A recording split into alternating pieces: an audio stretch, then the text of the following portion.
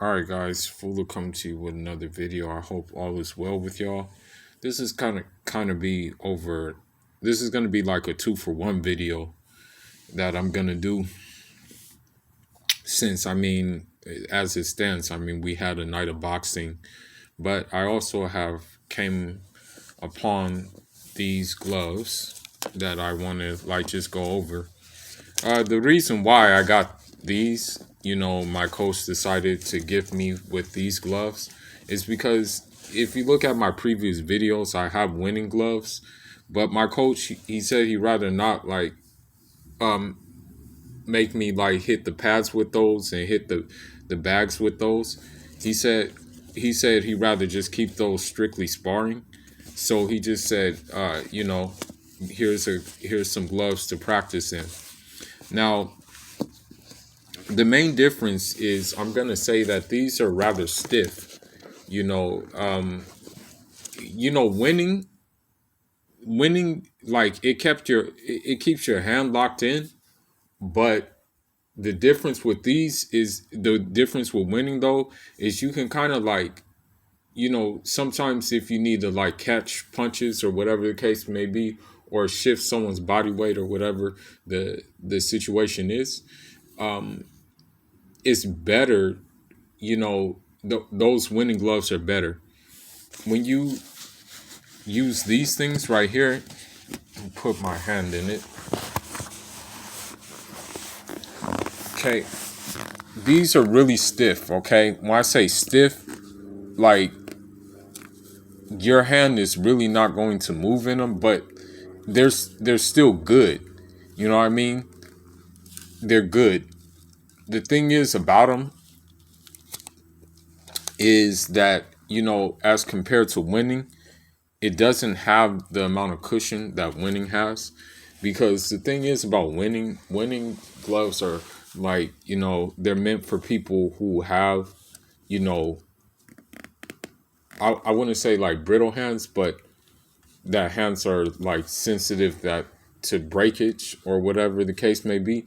But my hands are not like that, but still you can kind of feel the difference. And again, this is a stiff glove. So the good news is about that stiffness is that, if you're, I mean, it helps when you have it helps for you to have a stiff jab. Like this is going to keep your jab pretty stiff, because honestly, this doesn't even move. With winnings, you can kind of move this part of the glove, like move it up, but this one you cannot move it. And I guess that's why they call it the power lock. You know what I mean? I've always been a fan of Everlast. I've always said that, my favorite gloves, like personally, are winning, Everlast, and Grants. Those are pretty much the only ones I stick with. I don't really rock with Reyes, and I really haven't tried Rival out. Maybe I will try Rival out, but as it stands right now, I usually just stick with winning and Everlast. And God willing, the opportunity will come to me to get some grants as well. That will be the next step, obviously. And that will come with me getting better and better, moving up in the ranks. You know what I mean? That will definitely happen. But if I had to choose one, I guess that it I guess it's both a pro and a con. The pro is that this will keep your hand very, very secure. And it also will protect your wrists too. you know this is the one pro about its stiffness. But I guess the con comes from the fact that it may be hard to do, I guess, clinching and things like that, because these are so stiff. Because sometimes you do need a clinch, and sometimes a guy who's trying to clinch you need to turn them and start like setting up combinations when you do it. So I'll say that if I had to pick a score for these out of 4 stars, I would give them a solid 3 stars. They're good gloves. These will be good for. I know it will be good for bag work, and I know it will be good for mid work. So, I'm gonna just use them for that. But I mean, I've always been a fan of Everlast, really. Um, but you guys have to keep in mind, though, however, that there is a difference in Everlast. Um, if you want the real, like Everlast, the real things, the real deal Holyfields that are going to, you know, get have you right in the boxing gym, then you need to go to like a fight shop. You need to go to one. You need to go to a store that specializes in combat sports. That's where you need to get those gloves.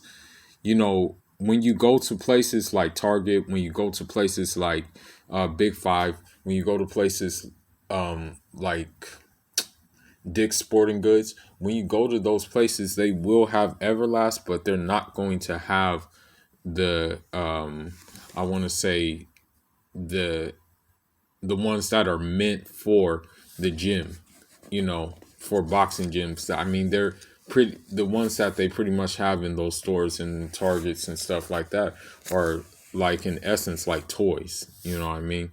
So when you do go and purchase your Everlast, if you decide to, go to a store that specializes in combat sports. So now the second part of the video I want to get into, I do want to talk about the I want to say the fights that we had, the two important fights that we had.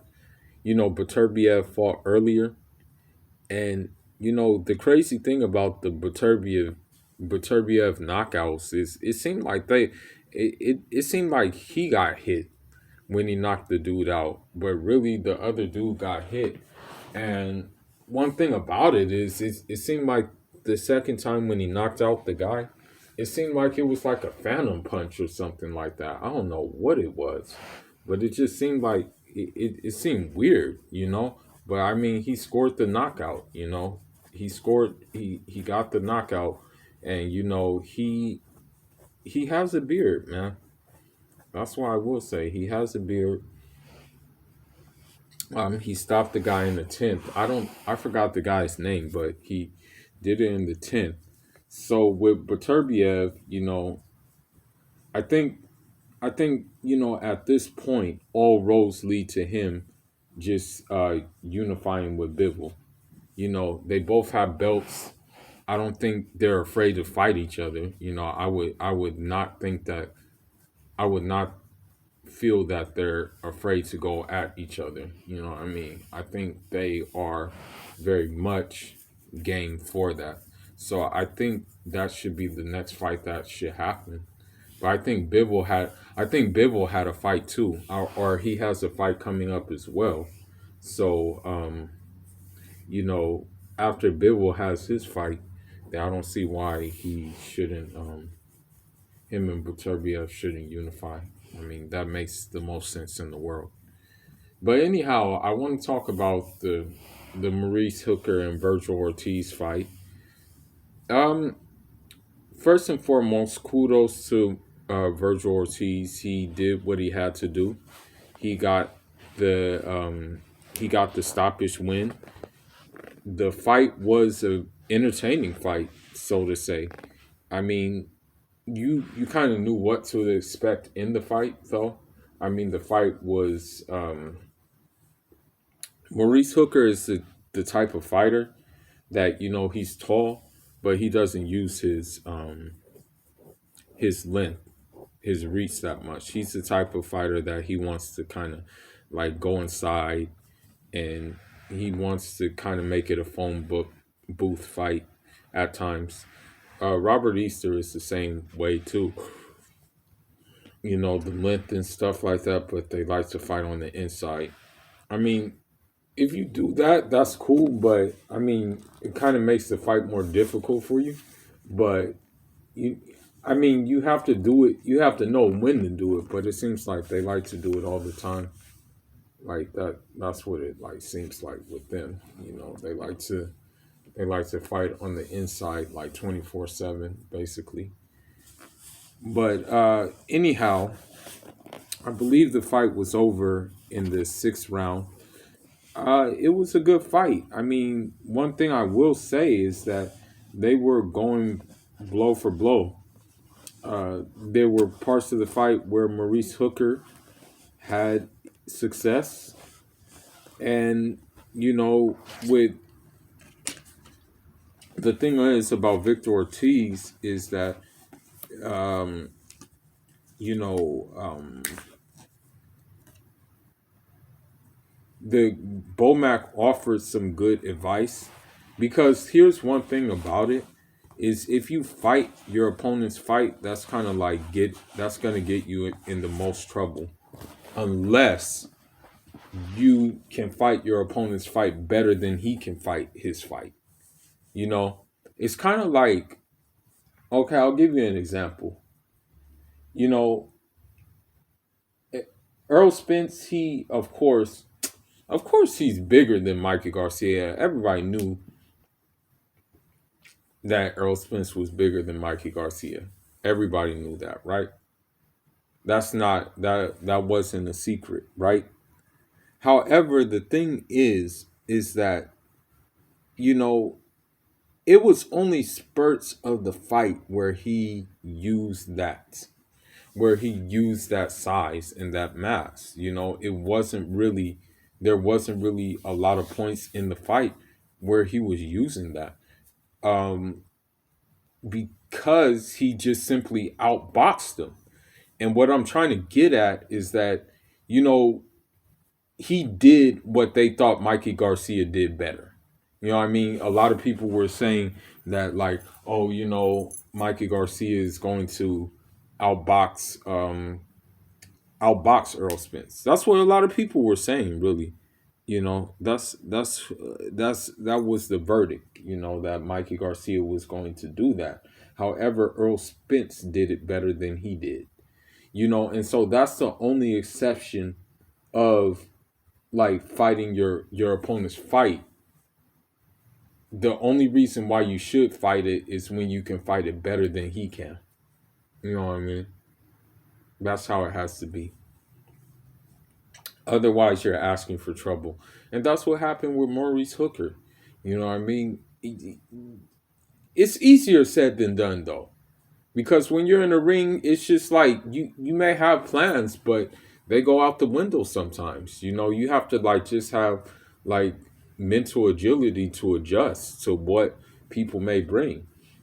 Um, I think really what happened was that, you know, the accumulated body shots are what did it. There was one body shot that I think dropped Maurice Hooker, and then after he got dropped, it was just the other thing that I think he tried to use his arm in the way, but his arm, I think his arm got broken. I don't know for sure. So Virgil Ortiz got power, and he really wants to fight Terrence Crawford. But I don't know. I don't know if that fight's gonna happen. I mean, I don't think Terrence Crawford would even see a need to fight him. I mean, at this point in the game, I think what Terrence Crawford is looking for is belts. Now, if Virgil Ortiz is ranked in the WBO, then I can see, okay, this is the only reason why he has to fight him. Then I understand. It's understood, right? So, with that being said, what I'm gonna say is that, you know, and this is the problem. This is the problem with the boxing. And this is also the problem with, like, having an opinion in boxing. I'm about to tell you what the problems are in having an opinion in boxing, and then I'm gonna end the video. But you may be a fan of a certain style of boxing. You know what I mean? But other people are not fans of that style of boxing, so they automatically trash fighters who are good, who have the style of boxing that you like. You know, that's what happens, especially a lot on this channel. I have a small platform, but a lot of people smash the or trash the type of fighters I like. Be it they be like Devin Haney, be it they be Demetrius Andrade, be it that they be Jaron Ennis. You know, and then they get mad at you for pointing out the obvious in the type of styles that they like. You know what I mean? And so what I'm getting at is that, Virgil Ortiz is, you know, is a power sit down flat footed puncher. That's what he does. That's how he hurt it. That's how he got his knockout with against Maurice Hooker tonight. But Robert Garcia, I don't know what he's smoking, but he's smoking something hella good. But you to say that he would knock out Jaron Ennis is very, very, very much a drunken statement. Number one, he didn't even make weight. Okay, that's point number one. He didn't even make weight. So if a person doesn't even make weight, okay, do you think he's gonna like really? Do you think a person like Jaron Ennis, who takes his craft serious to the 1000%, is really going to like be careless or anything on the scale? Do you think he's gonna do that? Number two, Jaron Ennis is long. Jaron Ennis is fast. Jaron Ennis has very, very good footwork. And also, Jaron Ennis has power too. Now, don't get me wrong, it may not be like Virgil Ortiz power, but it's power enough to make you say, oh my God. It's that kind of power. So, I mean, the way that Virgil Ortiz, I mean, I'm not going to even lie to you. Virgil Ortiz was loading up on shots all night long. It was hard. I mean, you can tell he was loading up. That's what he was looking for. But what I'm getting at is the simple fact that while Virgil Ortiz is loading up, Jaron Ennis will be pounding him with combinations from different. But he listen. He wouldn't even know where the punches are coming from. Okay, that's the thing. Them things will be coming from everywhere. He would not even recognize where they're coming from. So to say that that Virgil Ortiz would knock Jaron Ennis out? Come on, man. Are you serious? Especially with Jaron Ennis having the reflexes too. And that's just what it is. So I don't know if Virgil Ortiz is gonna get that fight, that Terrence Crawford fight.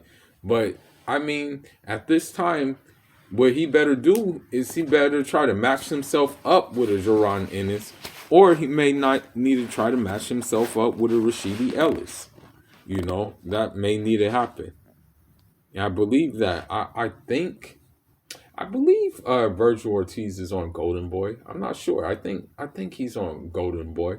So I mean, and Rashid Ellis is on Golden Boy. So I don't see why that fight shouldn't happen.